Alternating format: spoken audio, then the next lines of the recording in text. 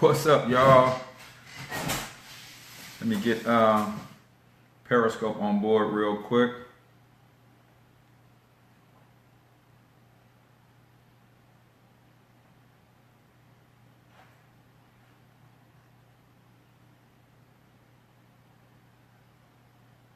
Hey, Steven. How you guys doing this morning, Angela? Acrophobia.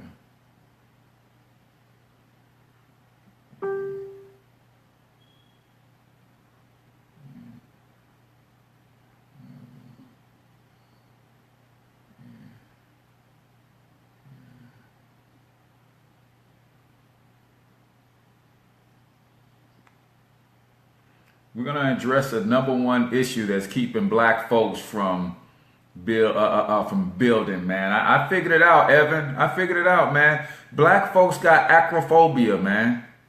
That's why we ain't winning, man. I figured it out. Black people have acrophobia. That's what it is. That's why we can't level up, man. We're afraid of heights. We're going to talk about that this morning. Let me get Periscope up real quick. Talking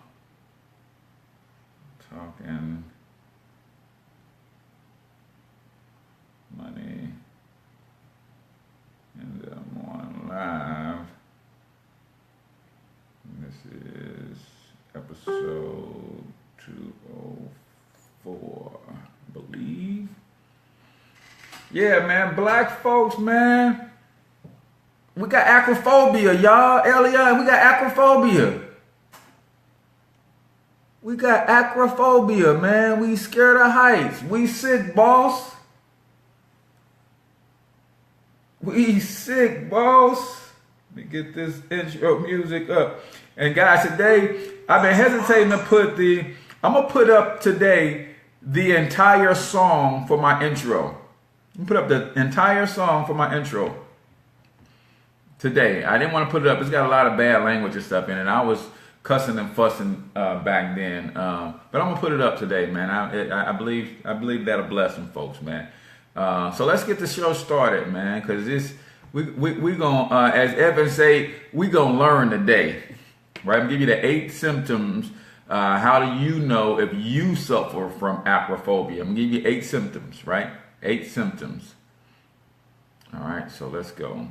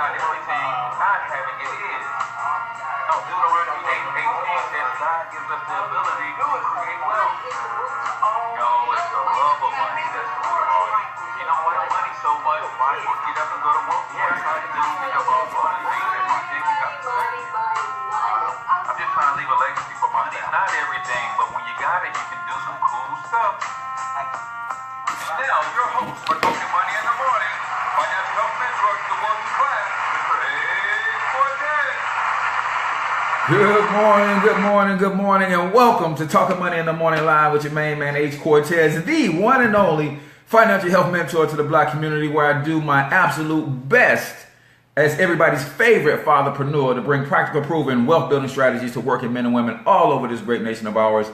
It is truly an honor and a blessing to be coming to you live and direct from the Worth Clark Realty Studios here in St. Louis, Missouri. If you don't know Edie Kane Hoskins, you might want to get to know her as a real estate agent here in the local St. Louis market. In fact, she's looking to pay it forward for a couple apprentices who may want to get into the real estate business. She's got the license. She's got the listings. She's just getting a little up in age, so she could use some help getting out, putting the signs out, and you know, doing some showings and things of that nature. So you can be her apprentice, learn the game, and actually split some of the commissions from the houses that are sold. If you give her a call at 314-477-1797. Tell her the Financial Health Mentor said she may be looking for some help getting some properties sold, and she is willing to split the commissions in a generous proportion for any young squire that wants to help her out in her real estate business. So give her a call again, 314-477-1797. That's Edie Kane Hoskins. She's at Worth Clark Realty here in the St. Louis metro area. So if you got any aspirations to get into the real estate and you want to help somebody out, great fit, but don't go over there playing, man, because that's my wife's aunt and she don't play about her auntie, man. All right, so do me a huge favor if you're checking us out on Periscope. I am at Periscope, guys. If you prefer that platform, at Cortez Springer. Periscope is at Cortez Springer.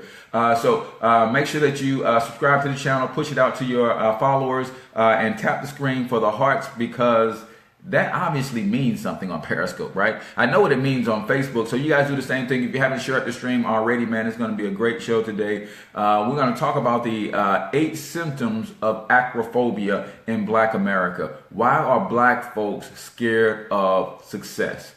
Why are they afraid of heights? So do me a favor, share the stream if you haven't already, and make sure that you click on the little man so you can get notifications whenever I go live, right? And then you guys on YouTube, you guys know I love you. YouTube is at Financial Health Mentor. If you guys like Instagram, I'm at The Financial Health Mentor on Instagram. But go ahead and hit subscribe to the channel. I'm trying to break 1,000 subscribers this month, y'all. So if you are on Facebook and you haven't been on YouTube to subscribe, do that for me, please.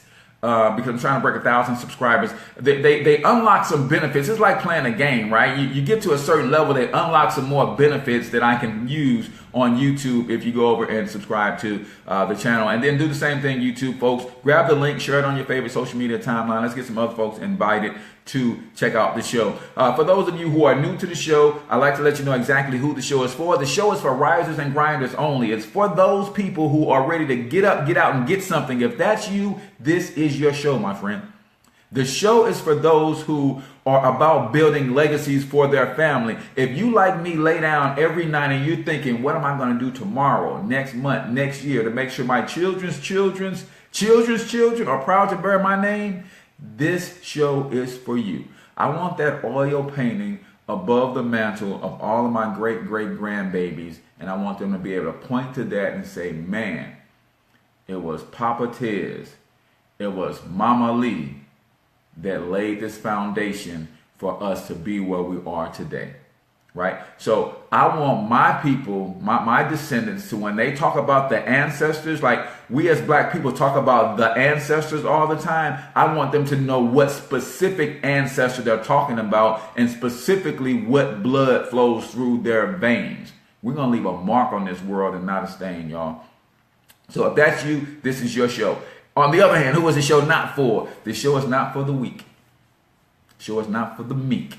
See, sometimes we are thinking about humility and we kind of want to be humble, and we kind of think that means let people run all over us. No, I'm humble, but you ain't getting over. Y'all ain't heard me. Y'all ain't heard me. All right, I'm humble, but you ain't getting over. Right?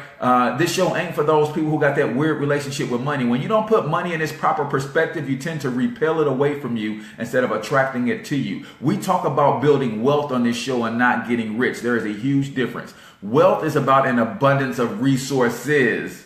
Riches is about an abundance of one resource. Wealth isn't about an abundance of resources. Abundance of peace, joy, happiness, an abundance of time, an abundance of freedom, an abundance of yes, money, an abundance of relationships, an abundance of a good network, an abundance of a lot of resources, not just money. So if that's you and you don't have that and you don't want to be here, you can exit stage left. And like I tell you each and every morning, if you've never seen a future billionaire before, and yes, I am bold enough to say it, that's billion with a B. I want you to take a screenshot. Cheese. And then I want you to watch me work and hold me to it. 2027. See, if your goals don't have a date on them, they're just a wish or a dream. 2027, your man's a billionaire. How do I know? Because I'm a billionaire right now. It's just going to take about 10 years for me to manifest those billions. So if that's not you, you can exit stage left. If you don't like what we do, if you think wealthy people are snobs, get off this stream, because everybody on this stream is wealthy. Ha! How you like that? How you like us now?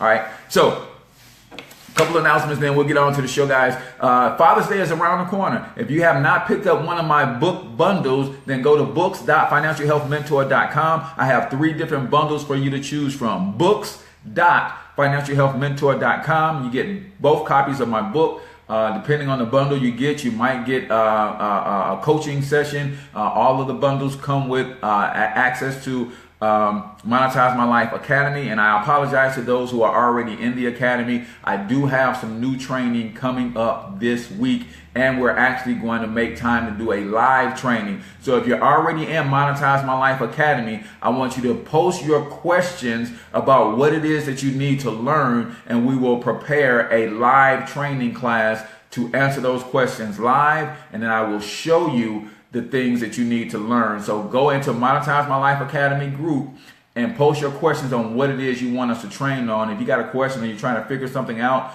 post it, and let's do a live training this week on how to get that done. Also, my website, How to Build Your Website class. This Thursday, tomorrow, we're doing part 2 of that class. We did part 1 last week. You can still get access to that class. Inbox me. You missed the first live class, so you'll get access to that recording, and then you join us live tomorrow, and I'm taking $25 off since you already missed the first class. Just inbox me and I'll get you the information on how you can join that class tomorrow. And then finally, the Black Wealth Movement is in full effect, y'all. Black people want to build wealth. You just have to find them.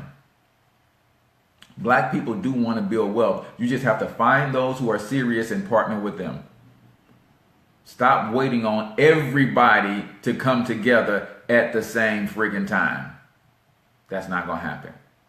Find those little pockets of people who are moving in the same direction. See, the Bible says, how can 2 walk together unless they agree? Problem is, you're spending too much time trying to walk with somebody that you don't agree with. I'm going to leave that alone. Find the pockets of people who are about the life that you're about and build with them. And maybe it's 10, 15, 20 of y'all. And guess what? You keep building, and then you're going to run into another pocket of people, 15, 20, 25 people, and they're building. Now the 2 pockets can walk together because they agree. Y'all waiting on every black person in America to sing Kumbaya together on pitch and on key. Yeah, keep waiting. Right? So those are my announcements for today. Also, financial love making. There's an event coming up July 9th, financial love making. Panel discussion with female entrepreneurs and male entrepreneurs. How do we see money and relationships, and how do we make the 2 work, right? So I'll give you more details on that event as we're coming up. And then I gave you my social media handle. So we're talking about acrophobia, right? Acrophobia. Acrophobia is the technical term for being afraid of heights, right? Having an unnatural fear of heights. Acrophobia. Acrophobia, when you're afraid of heights. What is black acrophobia? Blackrophobia. Somebody write that down. We're gonna give out the cure today for blackrophobia. Yeah, that's going on a t-shirt. That's going on a t-shirt. The cure for blackrophobia is when black folks have a fear of heights, going to the next level. You can't level up when you have a fear of heights. I'm not going to bore you with the history lesson, but you guys know that we have been psychologically conditioned to fear heights, right? Everybody understand that? This is a real condition. There you go, Ray. Blackrophobia. This is a very real condition. And it's part of post-traumatic slave syndrome. Blackrophobia is part of post-traumatic slave syndrome. What do you do with a people who is naturally good and gifted at everything they put their mind to? You literally beat success out of them. Did y'all hear what I said? What do you do with a people that is naturally superior, gifted, and great at everything they put their mind to? You beat success out of them. I want you guys to remember something. I want you to remember it carefully as you're judging people who are a little bit afraid of success. You're judging people who are a little bit afraid of leveling up. We have been psychologically conditioned to fear success. Because for 400 years, what happened to us if we became successful? Not 400, 300. Well, yeah, 400 going up into today, right? What happened to us if we ever became too successful? So I want you to understand something, that blackrophobia is really real. It's part of post-traumatic slave syndrome. What happened to us whenever we became too successful? As an individual, as a collective group? This is very, very, very real, y'all. So we have to understand something here, that it is a legitimate case to make that people could and should be afraid of their own success. We've been conditioned to be so. Because when we were finally released, and we had something called the Reconstruction period, and we talk about Tulsa, Oklahoma, and the bombing of 21 and everything that happened there, right? But Tulsa wasn't the only Black Wall Street. Everywhere Black people were was a Black Wall Street, because we had no choice but to lean on each other and depend on each other. And you already have the genetically dominant mind, and now that genetically dominant mind becomes a mastermind when we're forced to work together. So we had no choice but to succeed, because that's just what we do. That's just who we are. We just winners by nature, right? That's just who we are. We win.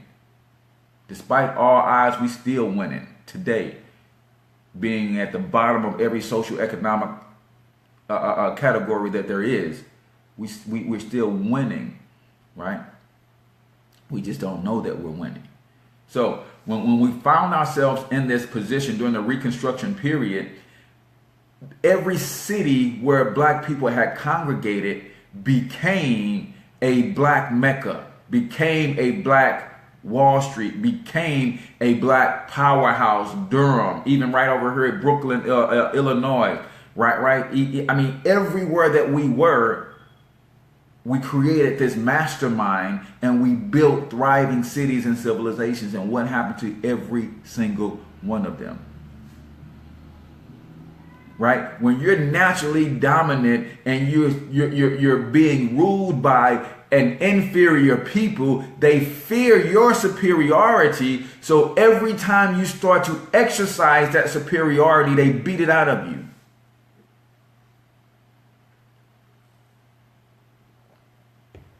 So understand, there's a psychological disposition that we sit at that causes us to fear our own success, that causes us to fear the exercising of our greatness.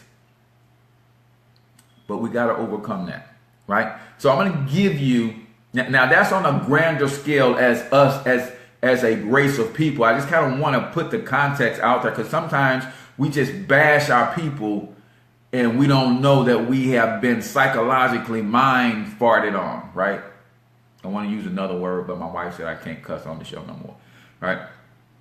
There's been a psychological mind fart, right, that has kind of screwed us over and screwed us up. So I want you to be careful when, I want you to exercise a little bit of patience when you're dealing with our people and you're trying to encourage them to move from glory to glory. You're trying to encourage them to level up. There is a natural and innate fear. This ain't no fake fear. This fear, I'm sorry guys, this fear of leveling up is a life or death situation from an innate standpoint. We are internalizing that if I level up, I could die. That is a protection mechanism that we have that's built in. Your body, your subconscious mind won't allow you to do something that could cause you harm. We have been psychologically mind farted on to where we know that exercising our greatness could cause our death. So we kind of self-sabotage all the time, right? It's like any other thing that we do, and we subconsciously won't our subconscious mind won't let us do certain things because it causes harm, right? Right? Stick your finger down your throat. Your subconscious mind is going to kick in and throw that thing up. Because it's like, wait a minute, this could kill me. Get that out of there. Right? Subconsciously, you got mechanisms that are built in to protect you. Becoming great for a long part of our history was a life or death situation.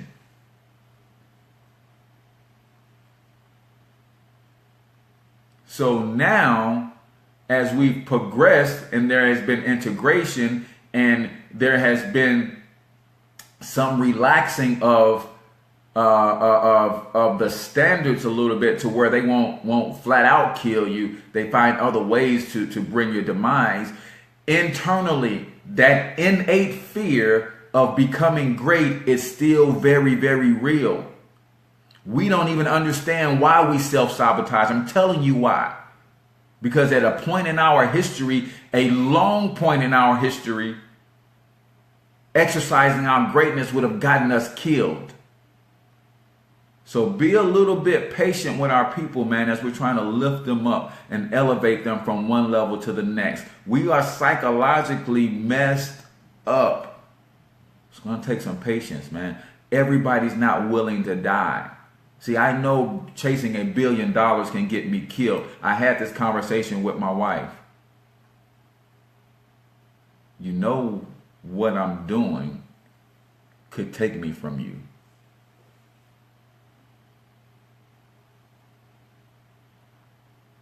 Exercising greatness in America today could still get you killed.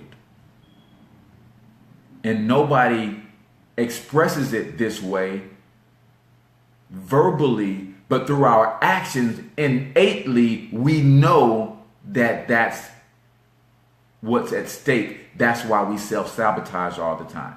So exercise some patience when you're trying to help our people overcome this fear, because it's not just a fear of success, it's a fear of their own mortality. This you trying to tell me to go out here and win when I know it's encoded in my DNA that winning could get me killed. So I just want to set the stage, and that's collectively as a people, but individually we have that innate fear. So let's talk a little bit about some of the symptoms of your blackrophobia, right? Your fear of heights, your fear of leveling up, right? We'll level up to a certain level because we know what that level is intrinsically that says I can level up this far without being a real threat. right? So let's talk about some of those things that are keeping you individually from leveling up, right? So, how do you know you have blackophobia? And guys, you already know this is going to be a two-part series, right? I don't know if I put part one in the description. This is a two-part series. Number one, you know you suffer from blackophobia if you're all talk. Now, maybe this isn't you, but how do you know other people are suffering from blackophobia?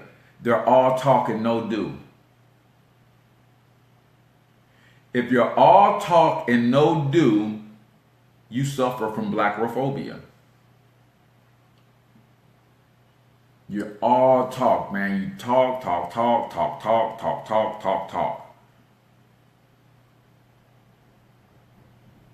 Right? Finna. Finna do this. Finna do that.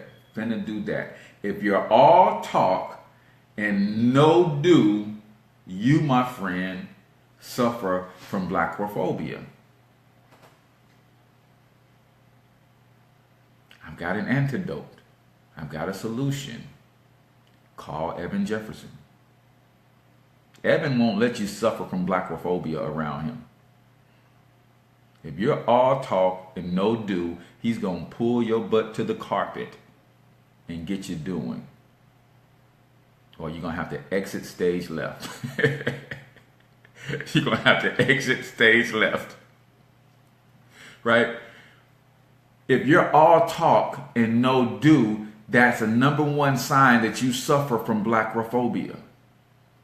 You're scared to level up. That's all you do is talk about leveling up, but you ain't doing nothing that's going to help you level up. Right? That's number one. Number two, all lights must be green before you go. If the stars, the moons, the planets, the galaxies, the quasars, and if all of that stuff ain't lined up, you ain't making the move, you suffer from blackophobia. You, my friend, have a huge problem with blackophobia.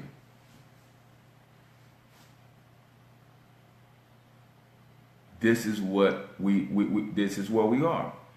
You all talk, and then right as you get ready to go, you say, wait a minute, I got to make sure all lights are green before I go. Before I pull out of my driveway, all the lights to my destination have to be green at the same time, or else I can't pull out my driveway. If that's you, you suffer from blackophobia. Blackophobia, again, for those of you who are just jumping on. Hey, and if you're just jumping on, go ahead and share the stream really quickly.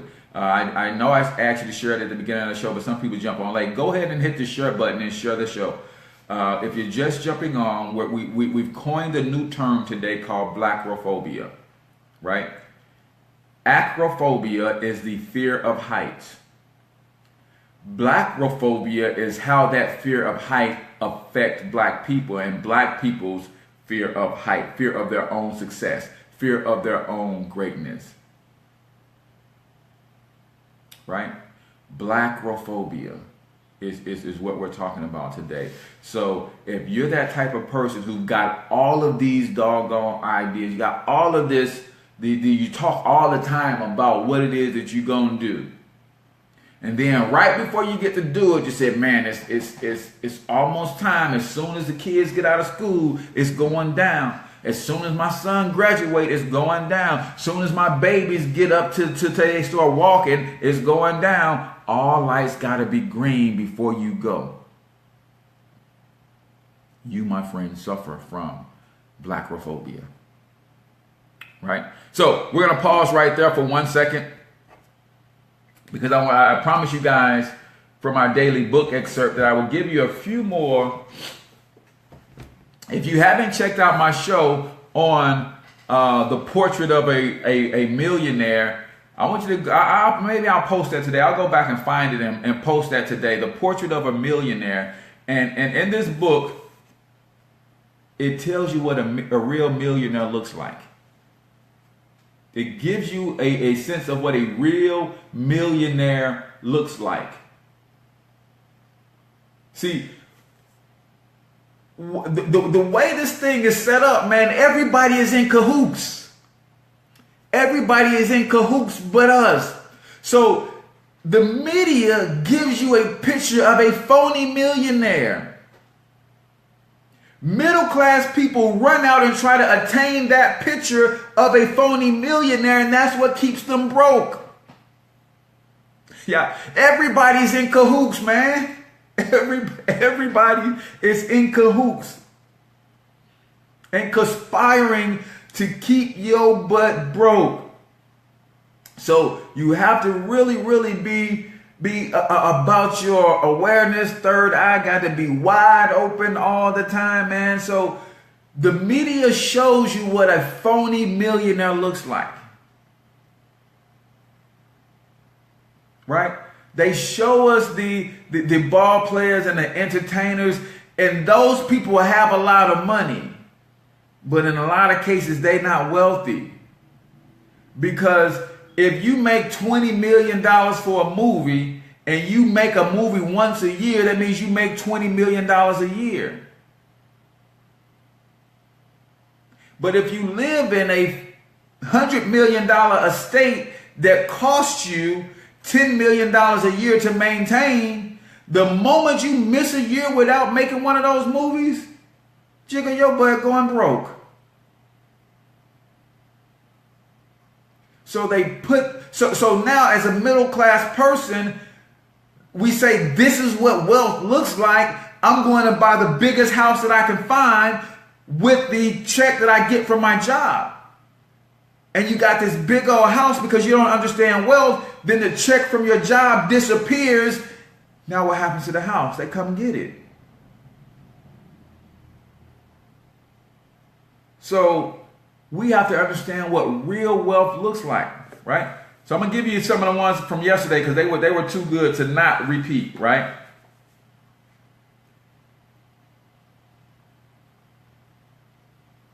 It says average household net worth of a millionaire is $3.7 million.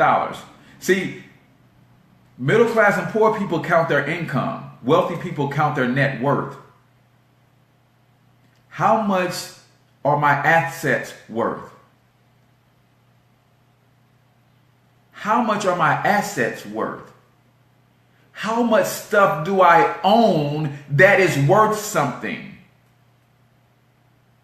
That's how wealthy people judge their success.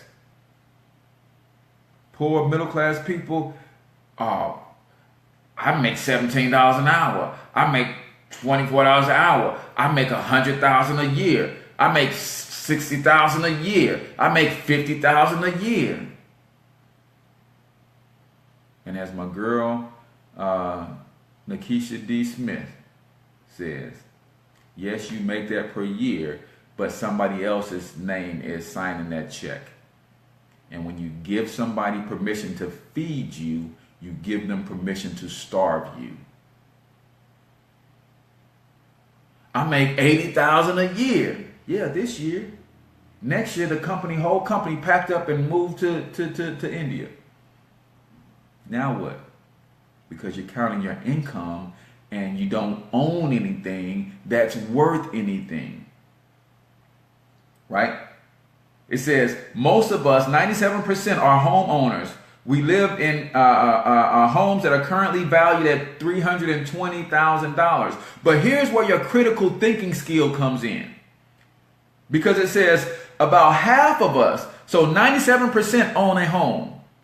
About 50% of that 97% have occupied the same home for more than 20 years.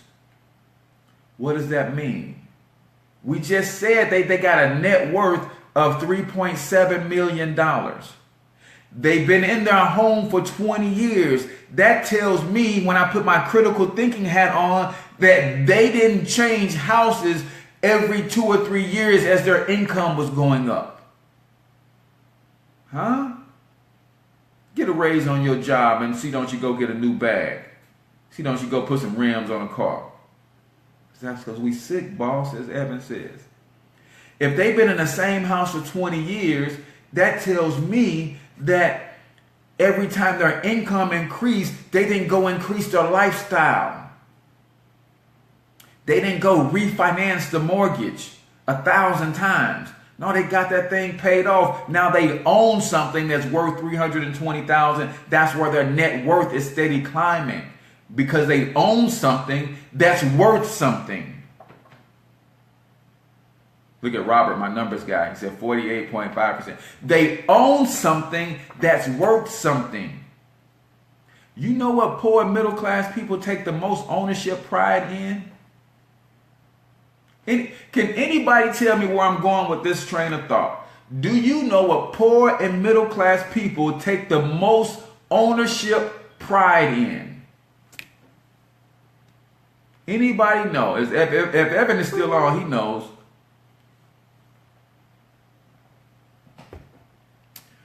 Just keep them coming. I'm going to tell you where I'm going with that thought. Poor and middle class people, do you know what they take the most ownership pride in? Keep them coming. Keep them coming. I'm gonna let you know if somebody hits it. Here's another one. Nope. Cars closed. Nope. Cars. Nope. Nope. Nope. You guys are thinking material things. Nope. Nope. I'm gonna tell you what poor and middle class people take the most ownership pride in. Right? So here's another one. 80% of all of these people who have a net worth of $3.7 million are first generation wealthy. That means they weren't born they were not born with money. They created wealth. They built their wealth from scratch. I teach people how to build wealth from scratch. What does from scratch really mean? That means you have a bunch of raw materials, and when they're separate, they're worth hardly anything. What is flour worth by itself? Right? What is sugar worth just by itself? What is butter worth just by itself? Angie B got it. Poor and middle class people take the most ownership pride in their job. And that's so funny that you'd have more ownership pride in something that you don't even own, man. Poor and middle class people have more ownership pride in a job that they don't even own. So 80% are first generation wealthy. That means they built their wealth from scratch. What is sugar worth by itself? Nothing. What is flour worth by itself? Nothing. What is butter worth by itself? Not much at all. But if I put all of those things together in the right proportions and I put it through a process called baking, I can turn around and all of those ingredients become $5,000. Say, well, how did they become $5,000? You ain't seen celebrities pay $5,000, $10,000, $50,000 on a wedding cake?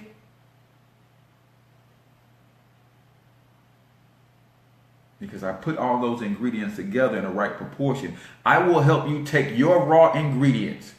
I will help you take a little bit of pain. I'll let you help you take a little bit of tenacity. I will help you take a little bit of intelligence. I will help you take a little bit of passion.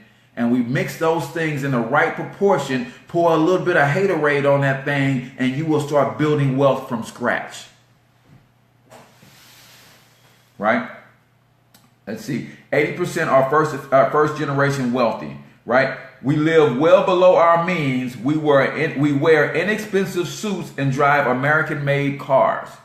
See, when we see TV, all of the people who are wealthy, they are in Armani suits. They have on $10,000 Rolexes. They have on $500 shoes. They drive foreign luxury vehicles. Not according to this right here, the people who are worth $3.7 million on average. This right here says we live well below our means. We wear inexpensive suits and we drive American-made cars. And most of them who drive American-made cars have been in the same American-made car for 20 years, 17 years, 15 years. Most of our wives are planners and meticulous budgeters. See, the reason the wife for most of these guys, because one of the ones we won't go back to that one. One of the ones that we had said that the wives don't work outside of the home, and those that do work are school teachers. But the reason the wives don't work outside of the home because they are meticulous budgeters. They have to make an account of every penny that comes in the household. And I'm gonna give you this last one. There's a couple more, but I'm gonna give you this one, and we're gonna get back to our blackophobia for today, right? We all have a go to hell fund. What's your go to hell fund looking like these days? We all have a go to hell fund. In other words, we have accumulated enough wealth to live without working for 10 or more years. Thus, those of us with a net worth of 1.6 million could live comfortably for more than 12 years. Actually, we could live longer than that since we save at least 15% of our earned income. They all have a go to hell fund. Meaning I've accumulated enough wealth in a certain type of way that if I don't lift a finger for 15 years, I'm straight. Some of us can't call in sick for 15 minutes, be 15 minutes late. Because that's going to cut our pay by a quarter of an hour, and that's going to throw my whole bill cycle off. Ask me how I know. Because I've been there, y'all. I'm not telling you what I heard. They have a go to hell fund, man. If they don't lift a finger for 12 to 15 years, they're straight. What does that mean? If I own my home outright and my land outright, I don't have to lift a finger for 15 years. Because the sun is going to shine and give me heat. I know how to make fire if I wanted to. I know how to put some seeds in the ground and let Mother Nature do what it does, and I'm going to feed myself. And if I get desperate enough, I'll pull out my shotgun and go kill something. What's your go to hell fund looking like today, y'all? See, some of us ain't even got an emergency fund. These folks talking about a go to hell fund. Some of us don't have an emergency fund. Car breakdown right now costs $100 to get fixed. Somebody got to go to the payday loan store. We don't even have an emergency fund. These folks talking about a go to hell fund. 12, 15, 20 years. I don't need nothing from nobody.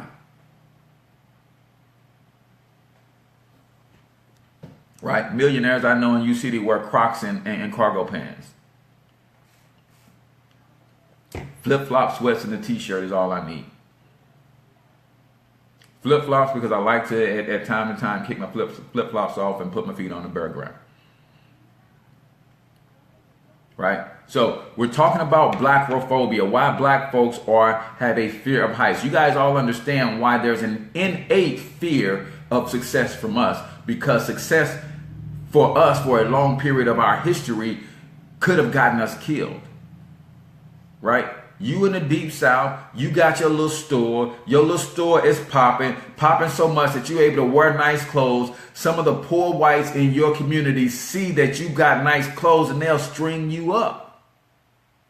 Our success could have led to our death. So be patient with our people as we're trying to pull them out of that and help them overcome blackophobia. Right? Man, I might have to go ahead and send that to the U.S. copyright law. We got to go ahead and get some copyright on that, y'all. Any attorneys out there can help me get that copywritten real quick. Let me put that in a certified letter and send it to myself. Yeah, blackophobia. We're gonna make that a thing, y'all. Blackophobia. We're gonna make that a thing. So, number one, how do you know you suffer from blackophobia? You talk a lot and never do. Number 2, all lights must be green before you take action. That's how you know that you suffer from blackophobia. What's number 3? You are idea central. Right? When you suffer from blackophobia, you are ideal central. That means you have all of the ideas in the world of what people should be doing to get money, and you have zero execution. This is another one that used to be me. Ideal central. I'm one of the most creative people on this planet, and I know it. But it took me a long time to become an executioner of those ideas and that creativity. I was the kind of guy who wanted to create the idea, pass it on to somebody else and let them do it. But guess what? They suffer from blackophobia too. So they're not going to execute. So number 3, this is how you know you suffer from blackophobia, is when you are idea central. That means you got all the ideas. Man, this is how you get money. Man, this is how you do that. Man, this is how you do this. Man, this is how you... But you ain't doing none of it. But you got all these ideas, but you won't execute. Romano said, I've been watching him. Let's start executing, Romano. Right? See, when you know the root cause of blackophobia, it is an innate fear of success, because success could have gotten us killed. Now you have to ask yourself, am I willing to die for this?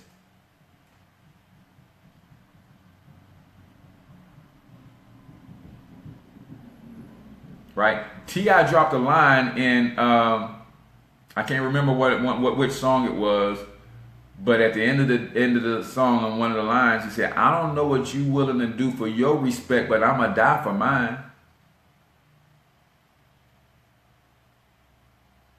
I don't know what y'all willing to do for your success, but I'm willing to die for mine. I understand that my success could get me killed, because there are some people on this planet that it literally kills them to see me successful. So they'd have no problem snuffing me out. Do y'all get me? I don't think y'all heard that. I'm going to say it again just so I have it on tape so that I can use it again. I don't know what you willing to do for your success, but I'm willing to die for mine. I understand that the reality that I live in, that there are people on this planet that it literally kills them to see me successful. So they have no problem snuffing me out.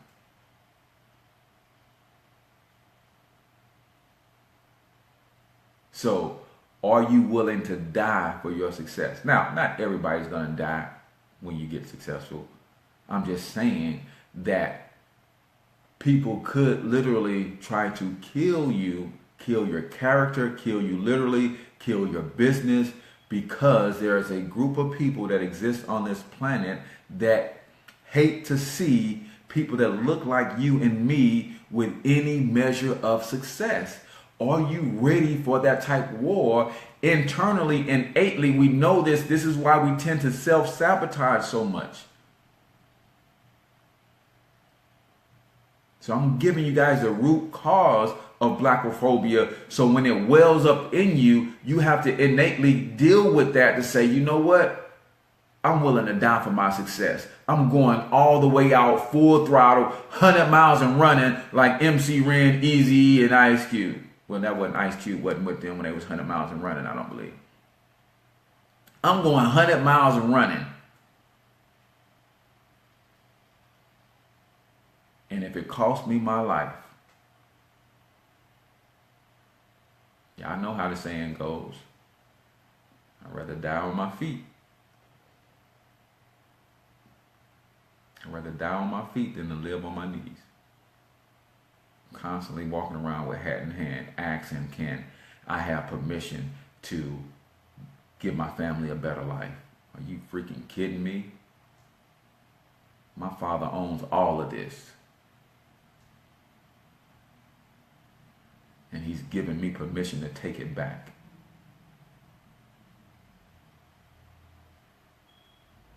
So I don't have no fear. But just understand that, be patient with our people, because innately this is what we deal with.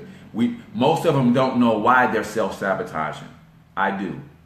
Because innately you fear your own greatness, because greatness could get you killed. And we still live in that society. I'm in St. Louis, Missouri. Not as much a physical harm could come to me as some of our brothers and sisters in the Deep South. They still are hanging people in the Deep South. They still will run your ass off the road in the Deep South if your car looks better than theirs. This is what we deal with. But you got to ask yourself, are you going to put things in order? Or are you going to make your moves? So even if that happens, you can position yourself so that even if that happens, then your wealth multiplies by 10 times.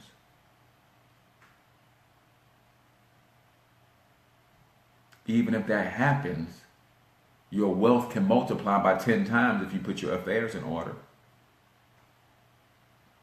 So I'm going to give you number 4, and then we'll save the other 4 for tomorrow. So number 3, your ideal central and 0 execution. Now number 4 is a little strange one. Number 4, you suffer from blackrophobia. You suffer from blackrophobia because you have an STD.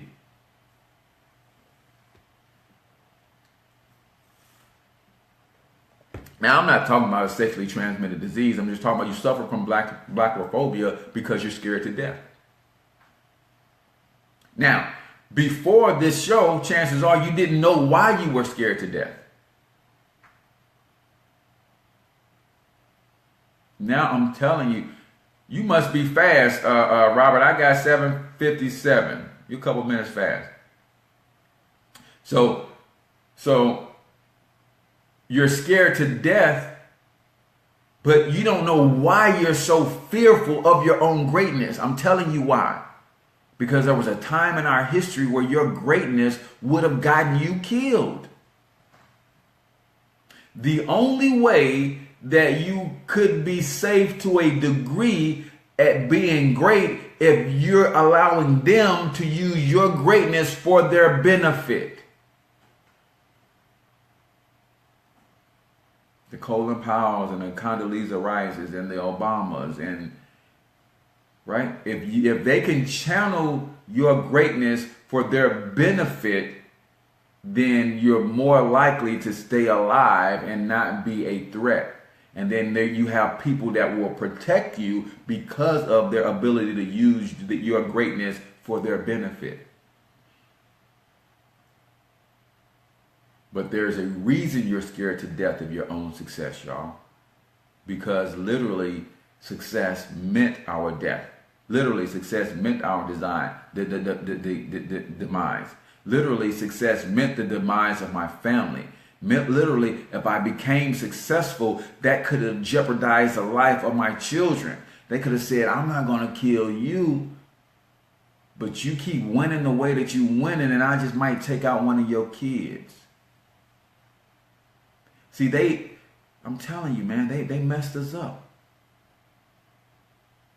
And the only way that we're going to get our lives back is when we do the only thing that has ever been done to get liberation anywhere on the planet. That's when you get yourself mentally and physically prepared to die for it. You have to be mentally and physically prepared to die for your liberation.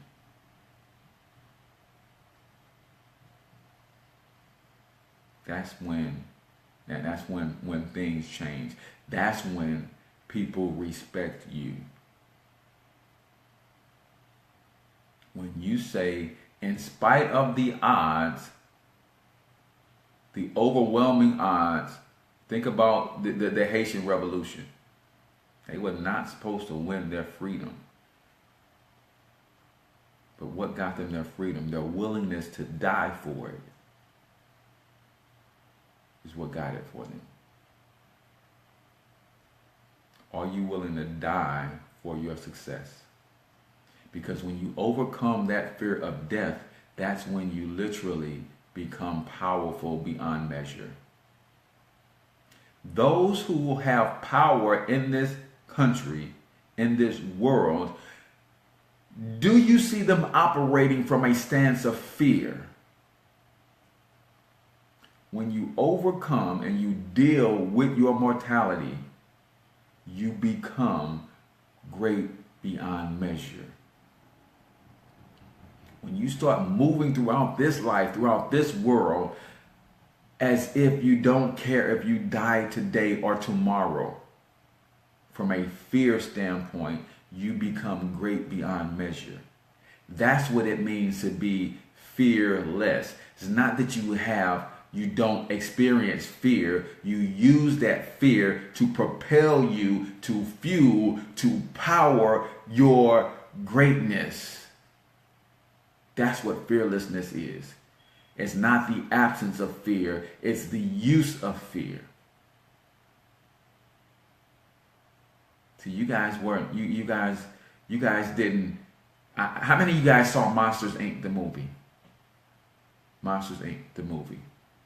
See, Disney's so slick, man. Pixar, those, man, they so slick. Did you ever see Monsters Inc. the movie? What did Monsters Inc., what did Monster Incorporated need to fuel their city? What did they need to fuel their city? And what did they use to get it? Right? And they were trying to tell you guys that the power structure that runs this world feeds on your fear. The screams of the children, I don't think nobody got that. They were saying the monsters that run this world come into your bedroom every night, scare the bejesus out of you with the news, all of the stuff that they, and it is that fear that you live under that fuels their world, their existence. And then what did they really realize was way more powerful than fear? And we didn't catch that. What's way more powerful than fear? What fueled the plant with less of it and fueled the plant longer than fear? You guys, did y'all make it to the end of the movie? Did y'all make it to the end of the movie? What was the thing that was way more powerful than fear? See, they used to go and collect screams from the fear from the children. Then they found out that for every 10 screams that it would take to power the city, I can get one laughter. I can get one giggle, one chuckle. So when they keep you in fear, they trump your joy. They smash your joy, and it's your joy that powers you. Fear powers them. Your joy powers you. So they get you out of your joy by keeping you under the thumb of fear. So now you operate with no joy, no happiness, no peace, because that would empower you. They want you living in fear because that powers them. When you're fearful of your house being taken, you go to work a job that you can't stand, that's killing you, so that you can pay a bill.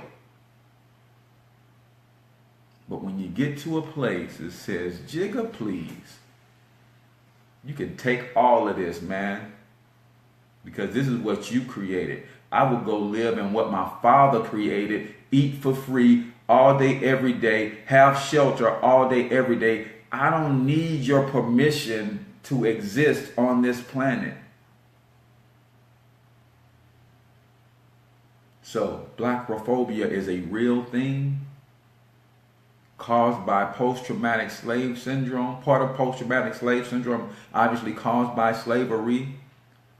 And that's why some people literally cannot overcome their own self-sabotaging ways to become successful at anything, because they don't know the root cause of that fear. So every time that you try to get in your own damn way, I want you to think about this show. I want you to think about blackophobia. I want you to think about, is this fear real? Will I die today if I have this measure of success? Chances are no.